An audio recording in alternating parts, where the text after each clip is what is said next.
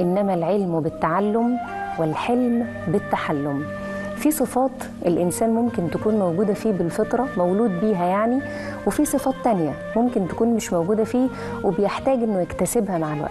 سيدنا النبي عليه الصلاة والسلام بالحديث ده بيفتح لنا باب وبيعرفنا إن حتى الصفات اللي مش موجودة في طبع الإنسان يقدر مع شوية وقت ومجهود وإنه يشتغل على نفسه الصفات دي تكون موجودة فيه.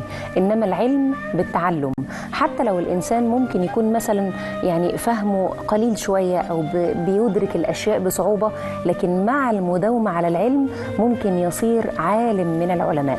وهكذا بالنسبة للحلم. الحلم هو ترك الانتقام عند شدة الغضب مع القدرة عليه. هنتكلم عنه وعن ضده اللي هو الغضب، وقد إيه ممكن يأثر على حياة الإنسان، وليه سيدنا النبي عليه الصلاة والسلام ينهى عنه، وإيه هي الأسباب وإيه هي طرق العلاج. ولكن بعد الفاصل استنونا.